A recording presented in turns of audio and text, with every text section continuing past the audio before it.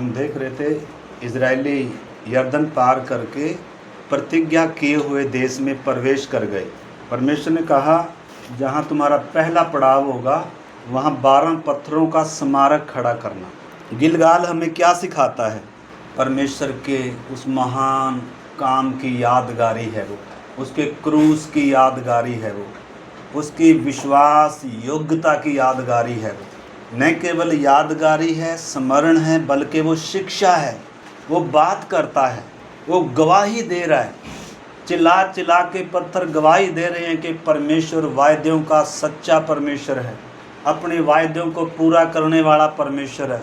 जो उसने अब्राहम से, इसहाक से और याकूब से वाचा बांधी, वायदे किए, अपने वायदों को पूरा करने वाला परमेश्वर है। गिलगाल अगली पीढ़ी के लिए शिक्षा है। अगली पीढ़ी को बताना है हमारा परमेश्वर कितना महान है। हम जिस परमेश्वर पर विश्वास करते हैं, अगली पीढ़ी को भी क्या करना है? विश्वास देना है। जैसे अब्राहम के विषय में परमेश्वर कह रहा है, मुझे निश्चय है कि अब्राहम अपने बाद अपने बच्चों को भी इसी मार्ग पर अटल बने रहने की शिक्षा देगा। तो अगली पीढ़ी के लिए सिखाने के लिए भी है वो। और दूसरा, यहोशू 4 का 23 हमने पढ़ा था कि सारी पृथ्वी के लोग जान ले कि यहोवा का हाथ शक्तिशाली हाथ है। तो गिलगाल किसकी भी छाया है? क्रूस की भी छाया हम देख रहे हैं। जैसे इजरायलियों को गिलगाल क्या संदेश दे रहा है कि परमेश्वर ने अगली भावी पीढ़ियों के लिए भी शिक्षा है, पूरे इजराइल के लिए शिक्षा है कि परमेश्वर ने न केवल लाल समुद्र को 2 भाग करके उसने अपने वायदे के अनुसार यर्दन को भी क्या कर दिया? 2 भाग कर दिया। आकाश के नीचे जो कोई नहीं कर सकता वो हमारे लिए परमेश्वर ने किया। ये हर समय याद रखना, हमें भी कलीसिया ने, विश्वासी ने हर समय याद रखना है कि प्रभु ने मुझे मौत के वश से छुड़ाया है, पाप की गुलामी से छुड़ाया है, मुझे स्वर्गीय जीवन दिया, स्वर्गीय स्थानों में बिठाया है। अगर हम ये बात भूल जाएं, क्रूस को भूल जाएं, इसलिए प्रभु ने कहा मेरे स्मरण के लिए यह किया करो। क्या मेरे जीवन में कोई स्मारक खड़ा है? हमारे समर्पण का कोई स्मारक है? परमेश्वर ने हमारे साथ भलाई करी, क्या उसका स्मारक हमने खड़ा कर रखा? वो चीज़ हमें उत्साहित कर रही है? कोई चीज़ हमें बता रही है कि परमेश्वर विश्वासी हो गया? क्या हमने कोई अपने जीवन में समर्पण का स्मारक है? बपतिस्मा की यादगारी है? प्रभु भोज जब हम लेते हैं, क्या हम उस क्रूस को याद करते हुए ले रहे हैं? अगर मतलब वो स्मरण नहीं है परमेश्वर की भलाइयों का। भजन संहिता 103 अध्याय 1 से पढ़े। हे मेरे मन, यहोवा को धन्य कहे, और जो कुछ मुझ में है वह उसके पवित्र नाम को धन्य कहे, और उसके किसी भी उपकार को ना भूल। इज़राइल जब जब परमेश्वर के उपकारों को भूल गया, हम इंसान की ये खासियत है, हम भूल जाते हैं। इसलिए प्रभु ने क्या कहा? क्या स्मरण करना? केक काट कर मेरा जन्मदिन सेलिब्रेट नहीं करना, बल्कि मेरी मृत्यु को स्मरण करना, क्रूस को स्मरण करना। मैंने तुम्हारे लिए किया क्या है? तुम्हारी मौत मैं मरा हूँ। कुलुसियों की पत्री में लिखा है, क्रूस के ऊपर उसने जय जयकार की ध्वनि सुनाई। बीच का पर्दा कभी नहीं हटाता। पापी इंसान का पवित्र परमेश्वर से मेल कभी हो ही नहीं पाया। कितने बलिदान चढ़ाए गए, लाखों लाख निर्दोष जानवरों का लहू बहाया गया, लेकिन कभी भी पापी इंसान का पवित्र परमेश्वर के साथ मेल हो नहीं पाया। मौत मानव जाति के ऊपर राज कर रही थी।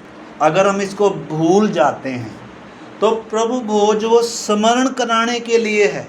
जैसे इजरायलियों को गिलगाल स्मरण कराता है, भूलना नहीं है। परमेश्वर ने तुम्हें मृत्यु की उस यर्दन को और पाप जो इंसान को बहाए ले जा रहा है, पाप की मजदूरी मौत है।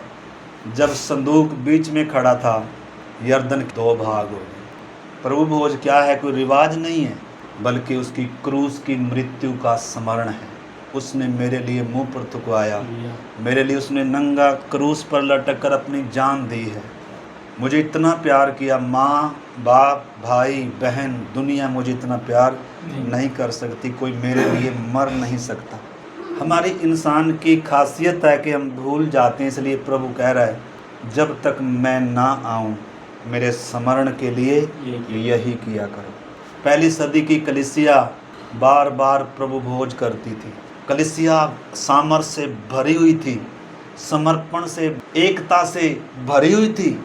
उनको कोई चीज संसार में खींच नहीं पाई, धन उनको खींच नहीं पाया, संसार का प्यार उनको खींच नहीं पाया। मरुभूमि में नहीं घूम रहे थे वो, बल्कि यरदन के पार उस कनान के जीवन में जी रहे थे। तो दुनिया में कोई भी चीज ऐसी नहीं है जो मसीह के प्रेम से एक व्यक्ति को अलग कर दे। लेकिन क्या करना पड़ेगा? हमारे जीवन में स्मारक होने चाहिए। अगर हम बपतिस्मे को भूल गए हैं तो स्मारक हमने हटा दिया। अगर हम क्रूस के उस दर्द को, उन वेदनाओं को भूल गए हैं तो हमारे जीवन में कोई स्मारक नहीं है। हमने इस बात को मेरे प्यारे भाई बहनों समझना है। तो क्रूस हमारे उद्धार का स्मारक है, परमेश्वर की सामर्थ का स्मारक है। आपको मालूम है क्रूस पर क्या क्या हुआ? क्रूस का संदेश क्या है? क्रूस ही वो जगह है जहाँ बैर को खत्म किया गया। मनुष्य के और परमेश्वर के बीच में भी बैर था, और मनुष्य में भी बैर था। यहूदी और अन्य जातियों में बैर था। लेकिन आपको मालूम है क्रूस पर बैर को क्या कर दिया? खत्म कर दिया। अब कलीसिया में एक दूसरे से कोई अगर बैर रखता है तो क्रूस को उसने समझा नहीं। बैर हमेशा के लिए, दुश्मनी हमेशा के लिए क्या कर दी गई? खत्म कर दी गई। जात पात का फर्क, ऊंच नीच का फर्क, गरीबी अमीरी का फर्क, रंग भेद का फर्क, यीशु ने सब क्या कर दिया? खत्म कर दिया। एक देह बनाकर परमेश्वर से मिलाया है। एक प्याले में से सब पी रहे हैं, एक रोटी में से तोड़ रहे हैं, एक मेज पे से खा रहे हैं। एक आत्मा सबको पिलाया गया, एक बपतिस्मा सबको दिया गया। पवित्र आत्मा ने सबको एक देह में जोड़ दिया। गिलगाल के 12 पत्थर क्या भी दर्शा रहे हैं? एकता का संदेश दे रहे हैं। हर गोत्र को परमेश्वर ने अलग अलग पत्थर गाड़ने के लिए नहीं कहा था कि अपने अपने लिए एक एक पत्थर अलग अलग गाड़ लेना ना, 12 पत्थर इकट्ठे गढ़ने हैं। एकता का सबूत है। इजराइल एक राष्ट्र है। अलग अलग गोत्र होंगे, अगर बिखरेंगे तो परमेश्वर काम नहीं करेगा। जब एलिया आया, कुछ गोत्र अलग थे, कुछ गोत्र अलग थे, वेदियां गिरा दी। एलिशा ने करमेल पर्वत पर 12 पत्थरों की वेदी बनाई। 12 गोत्रों की एकता को दर्शाते हैं। परमेश्वर एकता में है। 12 पत्थर प्लस 12 गोत्र एकता का चिन्ह दे रहे हैं। तो सबसे पहले हम इधर देख रहे हैं, क्रूस पर बैर को नाश किया गया, क्रूस पर ही विधियों का लेख मिटाया गया, क्रूस ही के द्वारा मृत्यु का नाश किया गया, क्रूस ही के द्वारा पाप की प्रभुताएं तोड़ी गई, क्रूस ही के द्वारा शैतान के सिर को कुचला गया, और क्रूस ही के द्वारा जो बीच की दीवार थी हटाई गई। अब कोई दीवार नहीं है परमेश्वर के बीच में और पापी इंसान के बीच में। अगर वो क्रूस के पास आ जाए, अगर वो अपने पापों को मान ले, यीशु मसीह किधर लेकर आ रहा है? पिता के साथ क्या करा रहा है? मेल करा रहा है। तो क्रूस ही वह जगह है जहाँ प्रधानताओं को, अधिकारों को ऊपर से उतार कर उनका खुल्लम खुल्ला तमाशा बनाया और जय जयकार की ध्वनि सुनाई गई। हमने समझना क्रूस पर क्या हुआ है। अगर क्रूस की यादगारी हम भूल जाएं, जैसे इजरायली अगर गिलगाल को भूल जाएं तो कैसा रहेगा? परमेश्वर ने कहा था ये स्मरण का क्या है? अन्य जातियों के लिए। इसलिए हमारे जीवन में अगर वो स्मारक नहीं है, मतलब यादगारी नहीं है, मतलब कि क्रूस पर मेरे लिए क्या किया गया, तो हमारा प्यार किसी और से लग जाएगा। इसलिए प्रभु कहता है कलीसिया को, तूने अपना पहला सा प्रेम क्या कर दिया? यीशु मसीह पहला प्रेम है। इससे कम में प्रभु स्वीकार कह रहा है। तो सचेत कर, तू कहाँ से गिरा है? गिरी हुई हालत है जब प्रभु से प्यार नहीं है। यीशु से बढ़कर जब किसी चीज़ से भी प्यार है, वो गिरी हुई दशा है। प्रकाशित वाक्य की किताब 2 अध्याय 1 से पढ़े थोड़ा। प्रभु कह रहा है, मैं तेरे काम को भी जानता हूँ, तेरे परिश्रम को, धीरज को, मैं सब बातों को जानता हूँ। आगे, और यहाँ भी कि तू बुरे लोगों को देख नहीं सकता, यह भी जानता हूँ कि तू बुरे लोगों को देख नहीं सकता, और जो अपने आप को प्रेरित कहते हैं और है नहीं, उन्हें तू परख कर झूठा पाया है। तेरे में बहुत सारी खूबियां हैं, मतलब प्रार्थना में आता है, बाइबल पढ़ता है, गवाही देता है, बहुत सारी बातें हैं, दान दक्षिणा भी देता होगा। आगे, तू धीरज धरता है और मेरे नाम के लिए दुख उठाते उठाते थका नहीं, पर मुझे तेरे विरुद्ध में यह कहना है कि तूने अपना पहला सा प्रेम कि छोड़ तूने दिया। अपना पहला सा प्रेम छोड़ दिया है। इसलिए स्मरण कर कि तू कहाँ से गिरा है। इसलिए स्मरण कर कि तू कहाँ से गिरा है। मतलब जब एक व्यक्ति को परमेश्वर से प्यार नहीं, क्योंकि सारी व्यवस्था का सार क्या है, प्रभु ने क्या कहा, तू अपने परमेश्वर को सारे मन से, सारे प्राण और पूरी शक्ति के साथ क्या करना है, प्रेम करना है, और अपने समान दूसरों से भी प्यार करना है। ये है व्यवस्था का सार। अगर ये नहीं है तो हम गिरी हुई दशा में है, मतलब पहला सा प्रेम नहीं है। जब पहली सदी की कलीसिया स्थापित हुई, आपको मालूम है, एकता में थे वो, और जगत को उन्होंने क्या कर दिया, मैं और मेरा सब क्या हो गया, खत्म हो गया। वो है पहला सा प्यार।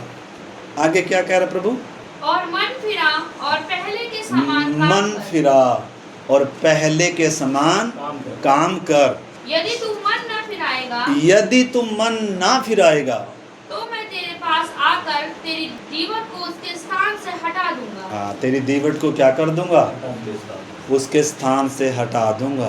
तो मतलब यर्दन के पार का जीवन हम देख रहे थे। यर्दन क्या दर्शाती है, अपने स्वयं के लिए मरना। क्रूस क्या दर्शाता है, स्वयं के लिए मरना। आपको मालूम है क्रूस पर क्या क्या घटना घटी, घोर अंधकार छाया हुआ था। क्यों छाया हुआ था, प्रभु यीशु मसीह सारे जगत के पापों का प्रायश्चित कर रहा था। सूरज ने अपना मुंह छुपा लिया, घोर अंधकार था, क्योंकि एक निर्दोष जान आग में भूंजी जा रही थी।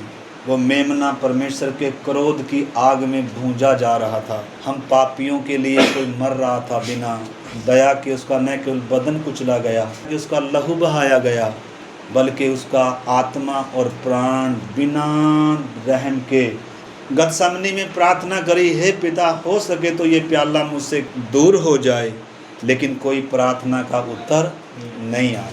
हमने अगर मतलब हमें ये चीज़ मालूम नहीं है, देखो, तो हम कभी भी प्रभु को वो प्रेम नहीं कर पाएंगे। परमेश्वर प्रेम चाहता है, मजबूरी से नहीं। इसलिए यूहन्ना कहता है, हम इसलिए प्रेम नहीं करते कि हमने उसे प्यार किया, बल्कि हम इसलिए प्यार करते हैं कि पहले उसने हमसे प्रेम किया। आपको मालूम है क्रूस पर जब यीशु मसीह नंगा लटका हुआ है, 3 घंटे तक घोर अंधकार छाया हुआ है। परमेश्वर का न्याय गिर रहा है, मतलब पूरी मानव जाति के ऊपर जो दंड आना है, जो मौत आनी सजा है, वो अकेले कौन उठा रहा है, प्रभु यीशु मसीह। कहाँ जा रहा है, जहाँ इंसान ने जाना है, जहाँ धनवान चिल्ला रहा है, पुकार रहा है, कोई मुझे पानी पिलाए। यीशु मसीह उधर से आकर उसी शरीर में प्रवेश किया और क्या कह रहा है, मैं प्यासा हूँ। मतलब अगर ये चीज़ अगर हम भूल जाएं, प्रभु भोज का मतलब क्या है, ताकि हम उसकी मृत्यु को, उसके दुखों को, उनकी वेदनाओं को हम क्या करें, याद करें कि मेरे लिए मेरा प्रभु कहाँ से गुजरा है। फिर हमें यीशु के लिए दुख उठाने के लिए कोई मुश्किल नहीं है। अगर हम सचमुच में देखो प्रभु के लिए दुख उठाने में शर्मिंदा होते हैं, तो कहीं ना कहीं क्रूस हमारी आंखों से क्या है, ओझल है। क्रूस पर क्या क्या घटना घटी, न केवल घोर अंधकार छाया रहा, बल्कि बड़ा भूकंप हुआ, कब्रें खुल गई, मुर्दे जी उठे, मृत्यु का यीशु ने क्या किया, नाश किया, चट्टानें तिड़क गई। वो घटना, वो जो क्रूस, मतलब हर एक विश्वासी के लिए और कलीसिया के लिए वो स्मारक है। अपनी भावी पीढ़ियों को भी बताना है, पूरे संसार को भी बताना है। सारे संसार के लिए है वो, पूरे जगत के लिए है वो।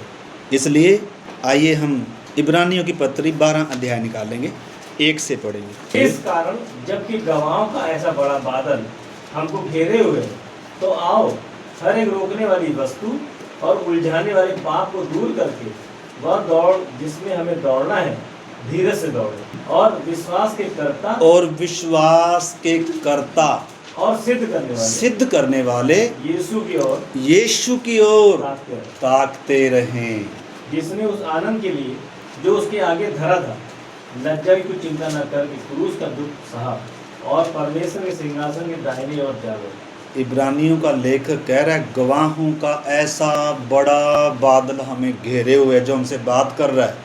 स्मारक खड़े हुए हैं, स्मारक या गवाहों के बादल चिल्ला चिल्ला कर हमें गवाही दे रहे हैं। इसलिए विश्वासियों को प्रेरित किया जा रहा है कि गवाहों का इतना बड़ा बादल जब हमें घेरे हुए है तो आओ हर एक रोकने वाली वस्तु को, हर एक उलझाने वाले पाप को दूर करके वह दौड़ जिसमें हमें दौड़ना है धीरज के साथ दौड़ें और विश्वास के कर्ता और सिद्ध करने वाले यीशु की ओर ताकते रहें। यीशु की ओर ताकते रहें। दुनिया में कोई पाप डुबा नहीं सकता, कोई समुद्र डुबा नहीं सकता अगर हमारा ध्यान यीशु की ओर है। परंतु अगर यीशु से ध्यान हट गया तो डूबने से कोई बचा भी नहीं सकता है। संसार में पाप में डूबने से कोई बचा भी नहीं सकता अगर ध्यान यीशु से हट गया। हमने इस बात को मेरे प्यारे भाई बहनों समझना है। आगे लिखा है जिसने उस आनंद के लिए जो उसके आगे धरा था लज्जा की कुछ चिंता न कर कर क्रूस का दुख भी सह लिया। क्रूस कुछ संदेश दे रहा है। इजरायलियों को तो वो गिलगाल के पत्थर को संदेश दे रहे थे। बताओ इजरायलियों के गिलगाल के वो पत्थर ज़्यादा असरदार थे या क्रूस ज़्यादा असरदार है? निश्चय है कि गिलगाल भी परमेश्वर की विश्वास योग्यता की गवाही दे रहा है, प्रमाण दे रहा है कि परमेश्वर विश्वास योग्य है, सच्चा परमेश्वर है, जिसने न केवल लाल समुद्र पार कराया बल्कि उसने यरदन पार कराकर प्रतिज्ञा की देश में अपनी प्रजा को प्रवेश कराया। लेकिन इधर क्रूस गिलगाल से कहीं ज़्यादा संदेश दे रहा है। इसलिए लिखा है यदि क्रूस का प्यार भी एक पापी को जीत नहीं पाया और दूसरा कोई मार्ग नहीं। इसलिए लिखा है यदि सच्चाई की पहचान प्राप्त करने के बाद, स्वर्गीय वरदान का स्वाद चखने के बाद अगर कोई भटक जाए तो उसके लिए फिर नया बनाना होना है। क्रूस पर यीशु ने क्या किया? यूहन्ना 19:30 कहता है उसने क्या किया? जब वो पुकार रहा था मैं प्यासा हूँ, तब भी हमने उसे पानी नहीं दिया। आपको मालूम है हमने क्या किया है उसके साथ? रोमी सिपाहियों ने नहीं किया। मेरा और आपका पाप और अधर्म उसको क्रूस तक ले गए। मेरे और आपके पाप और अधर्म के कारण यीशु मसीह को किलों से क्या किया गया? छेद दिया गया। इसलिए वचन कहता है, इब्रानियों का लेखक कहता है इसलिए उस पर ध्यान करो, उस पर ध्यान करो। क्रूस से कुछ आवाज़ आ रही है, जैसे गिलगाल उढ़ाई गोत्र जो पीछे यरदन के फिर उसी पार जा रहे हैं। अगर उनको मुंह होता तो वो चिल्ला चिल्ला कर बोलते, तुम परमेश्वर की विश्वास योग्यता और वफादारी को क्यों भूल रहे हो? जब वो पीछे मुड़कर जा रहे थे तो वो चिल्ला रहे थे। उसी प्रकार मेरे प्यारे भाई बहनों, क्रूस से आवाज़ आ रही है, हाथ खुले हुए हैं, हे सब पापी लोगों मेरे पास आओ, मैं तुम्हें छुड़ाऊंगा। मैं तुम्हारा मुंजी हूँ, मैं तुम्हारे लिए मर रहा हूँ, मेरा खून तुम्हारे पापों का प्रायश्चित है, मैं वो क्रोध का प्याला पी रहा हूँ, मेरे पास आओ। मतलब क्रूस संदेश दे रहा है। दुनिया के लोग जितने भक्ति कर रहे हैं उनका भक्ति का कोई आधार नहीं है, लेकिन जो मसीहत है, कलीसिया है, इसकी जो बुनियाद का पत्थर कौन है? प्रभु यीशु मसीह है। कलीसिया की बुनियाद यीशु मसीह है, परखा हुआ पत्थर है। अगर हम यीशु को ताक नहीं रहे, अगर हमने क्रूस को समझा नहीं है, तो फिर हम यीशु के पीछे चल भी नहीं सकते। संसार खींचेगा, संसार का प्रेम खींचेगा, बहुत सारी बातें आएंगी। इसलिए इस मार्ग में सिर्फ वो ही चल सकता है। बपतिस्मे का स्मारक है, उद्धार का स्मारक है, प्रभु भोज का स्मारक। हर दिन हर बार उसे क्या कर रहे हैं? स्मरण कर रहे हैं। उसका प्रेम फिर विवश करता है कि हम अपने लिए ना जीकर उसके लिए जिए जो हमारे लिए मरा। इसलिए उस पर ध्यान करो। किस पर? क्रूस पर चढ़ाए यीशु मसीह पर ध्यान करो, जिसने अपने विरोध में पापियों का इतना बड़ा विरोध सह लिया कि तुम निराश होकर साहस ना छोड़ दो। हम कई बार निराश हो जाते हैं, परिवार के लोग सही व्यवहार नहीं कर रहे होंगे, समाज से सही व्यवहार नहीं हमारे साथ किया जा रहा होगा, हो सकता है बहुत सारी बातें हों, दुख हो, तकलीफ हो, कोई बीमारी हो, हम साहस छोड़ सकते हैं, प्रेम ठंडा पड़ सकता है। इसलिए बाइबल कहती है किस पर ध्यान करो, यीशु मसीह पर ध्यान करो। हो नहीं सकता जो व्यक्ति यीशु को देख रहा हो, जिसने क्रूस को समझा हो, वो निराश हो जाए, वो पीछे हट जाए, हो नहीं सकता। इतिहास है, पहली सदी के जितने भी विश्वासी थे, आपको मालूम है थोमा हमारे देश में आकर अपनी जान देकर सबूत दिया। जितने भी चेले थे, जितने विश्वासी थे, सतिपनु से खाना बांटने वाला विश्वासी था, उसके ऊपर जब पथराव कर रहे थे, जो शब्द यीशु के मुंह से क्रूस पर निकले, वही शब्द उसके मुंह से निकले थे, हे पिता इन्हें क्षमा कर, क्योंकि ये नहीं जानते ये क्या कर रहे हैं। आपको मालूम है स्वर्ग खुला हुआ देख रहा है और यीशु मसीह को खड़े हुए देख रहा है। मतलब ऐसे क्रूसधारियों को, ऐसे क्रूस के चाहने वालों को स्वर्ग उठकर क्या करता है, स्वागत करता है, वेलकम करता है। जो क्रूस उठाए हुए यीशु के पीछे पीछे चलते हैं, क्या हमारे कंधे पर क्रूस है? क्या उद्धार का स्मारक है? क्या प्रभु भोज का स्मारक है? क्या हम स्मरण करते हैं उसने हमारे लिए क्या किया? इधर लिखा है ताकि तुम साहस न छोड़ दो, तुमने पाप से लड़ते हुए ऐसी मुठभेड़ नहीं करी कि तुम्हारा लहू बहा हो। पाप से मुठभेड़ किसने करी? यीशु ने।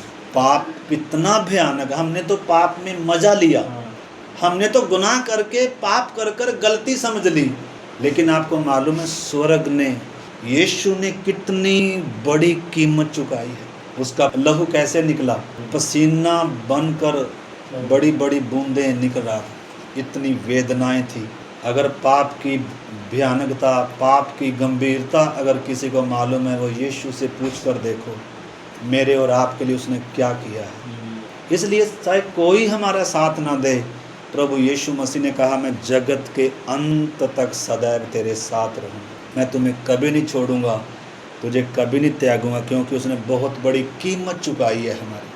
हमने समझना है मेरे प्यारे भाई बहन। तो हमें स्मारक खड़े करने हैं, बपतिस्मे का स्मारक होना है, परमेश्वर की उन भलाइयों के स्मारक खड़े होने हैं। हे मेरे मन यहोवा को धन्य कर, उसके किसी भी उपकार को कभी ना भूलो। यीशु जाते समय क्या आज्ञा देकर जा रहा है? जब तक मैं ना आऊँ मेरे स्मरण के लिए यही किया कर। प्रभु भोज क्या संदेश देता है? उसका लहू मेरे पापों गुनाहों के लिए बहाया गया। वो रोटी क्या संदेश दे रही है? यीशु मसीह का वो निर्दोष बदन हमारे अधर्म के कारण कुचला गया। मतलब अगर हमारे जीवन में ये स्मारक नहीं है, हम कनान का अनुभव, हम जय के जीवन का अनुभव नहीं कर पाए। हम मरुभूमि में बुड़बुड़ाते हुए घूमते रहेंगे, अपने स्वार्थों के लिए जीते रहेंगे। 12 पत्थर इकट्ठे रखे हुए, मतलब क्या संदेश दे रहे हैं? जैसे मैंने बताया, एलिया ने 12 पत्थरों की वेदी खड़ी करी, तब स्वर्ग से आग उतरी। मतलब परमेश्वर क्या संदेश दे रहा है? तुम अलग अलग हो जाओगे नहीं, बल्कि एकता में आना होगा। 12 प्रेरित हैं, जैसे यीशु मसीह कलीसिया का नींव है, कोने का पत्थर है, उसी प्रकार प्रेरित भी क्या हैं? कलीसिया की नींव है। एकता को बता रहे हैं। पहली सदी की कलीसिया में क्या थी? वो तो एक राष्ट्र है, लेकिन कलीसिया एक राष्ट्र नहीं है, एक झुंड मात्र नहीं है, बल्कि प्रभु एक देह के संबंध में लेकर आ रहा है। एक देह, अंग से अंग जैसे जुड़ा होता है, ऐसा गहरा संबंध परमेश्वर चाहता है। नए यरूशलेम के 12 फाटक हैं। जब 12 की गिनती हम देखते हैं ना, 12 ही स्मारक क्यों हैं, या 12 ही पत्थर क्यों हैं? एकता का संदेश दे रहे हैं। क्या कलीसिया में हमारी एकता है? देखो प्रेरितों के काम 2:14 पढ़े पहले, तो क्रूस हमारे उद्धार का स्मारक है, प्रभु भोज हमारे स्मरण का चिन्ह है, और बपतिस्मा नए जीवन का स्मारक है, और कलीसिया एक गवाही का स्थल है, एकता का स्थल है, और हम सब क्या हैं? जीवते पत्थर हैं। प्रभु ने कहा पत्थर क्या देंगे?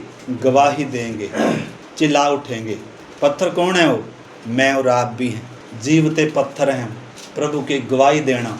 हमारा परमेश्वर कितना महान है। हर विश्वासी ने क्या देना है? पत्थर ने चिल्लाना है। पत्थर स्मारक है, पत्थर गवाह है परमेश्वर का। कलीसिया गवाह है परमेश्वर की। हमने अपने पड़ोसियों में, हमने अपने रिश्तेदारों में बताना है कि यीशु मसीह कौन है, मैंने बपतिस्मा क्यों लिया है, हम ये चीज़ क्यों नहीं करते, हम वो फलानी चीज़ क्यों नहीं करते। गवाही है।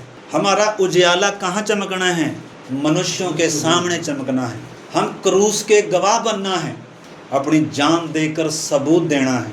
इसके लिए हमें चुना गया है। यीशु मसीह के पद चिन्हों पर चलने के लिए हम चुने गए लोग हैं। जिसने कभी गाली सुनकर गाली नहीं दी, दुख उठाकर किसी को धमकी नहीं दी, दुख उठाकर हमारे लिए क्या देकर गया? आदर्श। कोने का पत्थर, बहुमूल्य पत्थर सयोन में रखा है, और हम सब भी क्या हैं? पत्थर हैं, जीवते पत्थर हैं। तो पत्रस क्या बता रहा है, हम जल्दी खत्म करेंगे। सबसे पहले प्रेरितों की एकता देखते हैं हम। 2:14 पढ़ें। तब पतरस ने उन 11 के साथ खड़ा हुआ। तब पतरस उन 11 के साथ खड़ा हुआ। क्रूस से पहले इनमें कभी एकता नहीं आई। क्रूस ने इनको क्या कर दिया?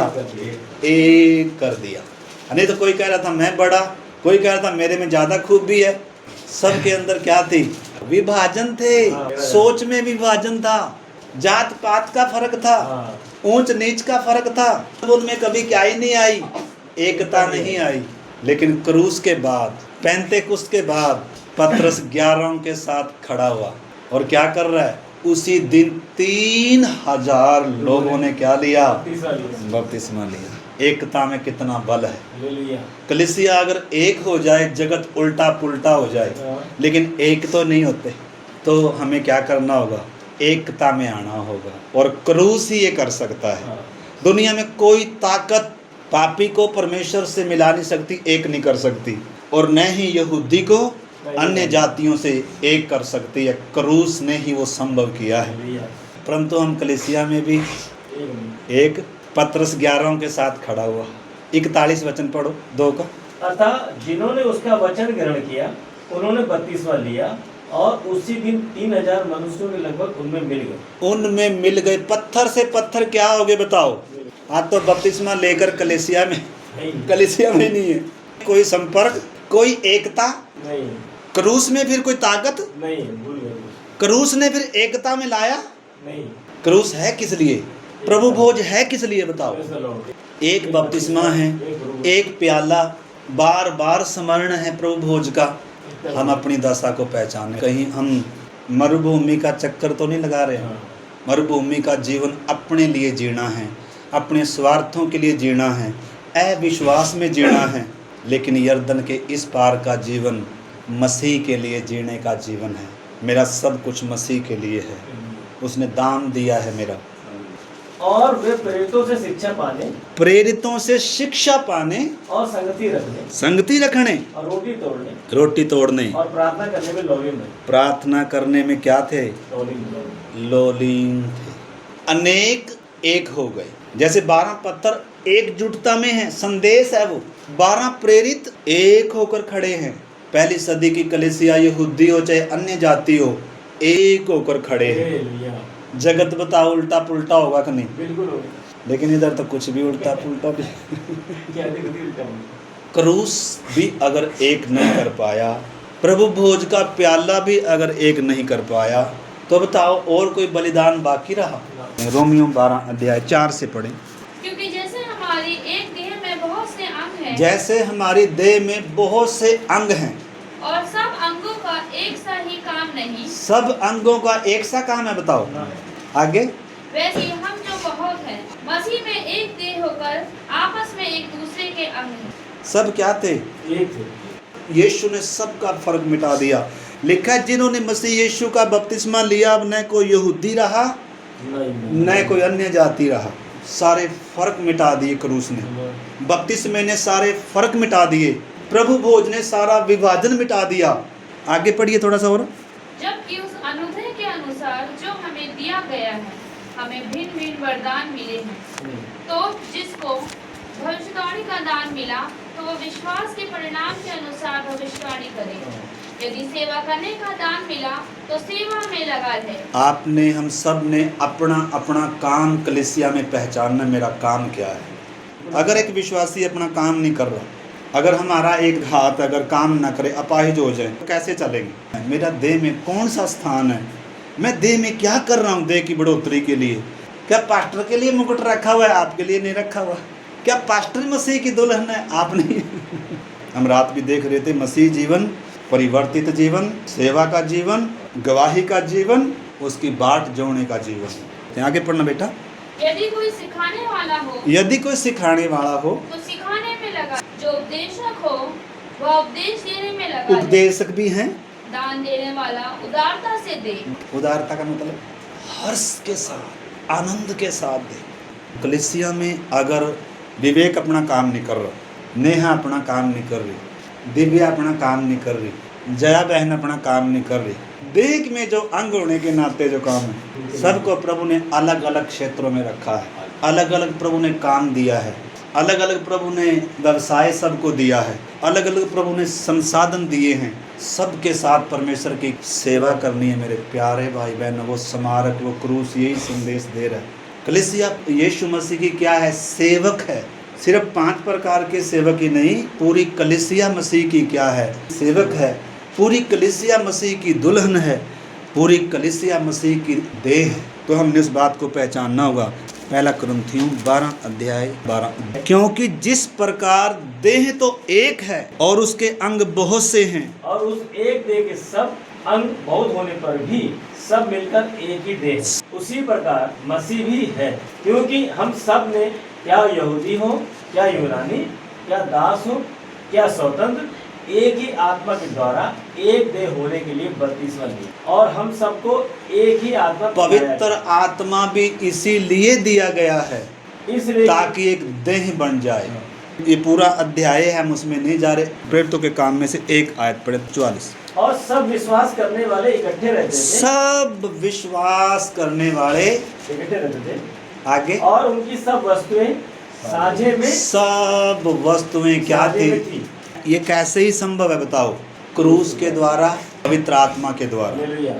आगे, वे अपनी अपनी संपत्ति और सामान बेच कर जैसी जिसकी आवश्यकता होती थी बांट दिया करते थे। जाति का, रंग भेद का, गोरे काले का, ऊंच नीच का फर्क सब क्या कर दिया? मिटा दिया। क्रूस पर सारा बैर क्या कर दिया? सब खत्म कर दिया। जब बपतिस्मा लिया, कोई यहूदी नहीं रहा, कोई अन्य जाति, पहचान बदल गई। मसीह में सब नई सृष्टि है। लिखा है जो मसीह में है वे नई सृष्टि हैं, पुरानी बातें बीत गई, देखो सब क्या हो गया? नया हो गया। तो इधर हम देख सकते हैं उनकी एकता कितनी है। प्रभु यीशु मसीह, आपको मालूम है, देह को लेने के लिए आ रहा है, देह को लेने के लिए आ रहा है, जो एकता में आए हैं। क्योंकि नए यरूशलेम का आपको मालूम है, जैसे वो पत्थर एकजुट हैं, ऐसे ही हम सब जीवते पत्थरों के समान क्या बनते जा रहे हैं? जीवते पत्थर है। मतलब जैसे यीशु पत्थर है पहला, फिर प्रेरित पत्थर है, फिर उसके बाद भविष्यद्वक्ता, पहली सदी के सारे विश्वासी उस एकता में। जैसे अगर मकान बनना है, अगर आधे पत्थर गली में वहाँ पड़े हुए हैं, तो उनको एकता में नहीं बोलेंगे, बल्कि एकता में वो हैं जो आपस में सब जुड़े हुए हैं। और सीमेंट ने सबको क्या कर दिया? सीमेंट परमेश्वर का प्रेम है जो आपस में जोड़ता है। तो इस करके आइए मेरे प्यारे भाई बहन, हम अपने जीवन को जांचें, सब प्रार्थना करें। क्या मैं कलीसिया के साथ एकता में आया हूँ? आइए हर कोई अपना काम पहचाने, कलीसिया की एकता को पहचाने, एकता का स्मारक खड़ा करें। आइए हम प्रार्थना करें। प्यारे परमेश्वर, गिलगाल का संदेश सुनने के लिए गिलगाल के 12 पत्थर परमेश्वर वो गवाह है। इसी प्रकार हम जब क्रूस के पास आए परमेश्वर, आपने क्रूस में बुझी हमें एक कर दिया खुद। आज हम में कोई अनेक है तो आज हम एक हो जाएं, हम एक दूसरे की गलती ना देखें, बुराई में ना पड़े परमेश्वर, बल्कि हम भलाई की चाह रखने वाले हो जाएं। और हमारा जो काम है, जो हमारा उत्तरदायित्व है परमेश्वर इस कलीसिया में, हमारी जिम्मेदारी परमेश्वर, उसको ईमानदारी से उत्साह के साथ निभाने वाले हो जाए परमेश्वर का। अगर संदेश हम भूले ना पाए गुरु जी, ये संदेश हमसे बातें करे, तो आज हम उस प्रेम को समझने पाए परमेश्वर। आपने परमेश्वर हमसे बातें किया, दिल से धन्यवाद करते हैं खुदावन, और आपने संदेश हम तक पहुंचा दिया। आज हम समझ गए पूरी कलीसिया कितनी बड़ी जिम्मेदारी है। कलीसिया परमेश्वर की देह है, उसका अंग है, और अपनी देह लेने के लिए परमेश्वर आ रहा है। इसलिए प्रभु जी, हमारा आज जो कोई पत्थर अगर बाहर है तो विनती करते हैं परमेश्वर वो भी आज अंदर आ जाए, ताकि हम सब एक हो जाएं। जिन्होंने भी मन नहीं फिरा है, जिन्होंने बपतिस्मा नहीं लिया, खुदा विनती करते हैं, 2 दिन बुरे हैं प्रभु जी, आने वाले दिनों में ये बपतिस्मा होना भी असंभव है, लेकिन फिर भी प्रभु जी आपने मार्ग को दिया खुदावन। और विनती करते हैं परमेश्वर, जिन लोगों ने आज ये संदेश सुना है, जो लोग परमेश्वर अभी आपका मंदिर नहीं बने हैं, आज उनका उद्धार का दिन हो जाए खुदावन। हमारी यही प्रार्थना है परमेश्वर। हम प्रभु जी हम एक होकर हम दुनिया को दिखाने वाले हो जाए, दुनिया उलट पुलट हो जाए जैसे पहले शताब्दी हुआ था प्रभु जी। इन दोनों ऐसा होने के लिए सहायता करना परमेश्वर। आपने दास को इस्तेमाल किया, उनकी तरह सच्चा वचन हमें मिला प्रभु जी, धन्यवाद। सारा आदर महिमा आपको देते खुदावन, जो यीशु मसीह के नाम से मांगते हैं, आमीन।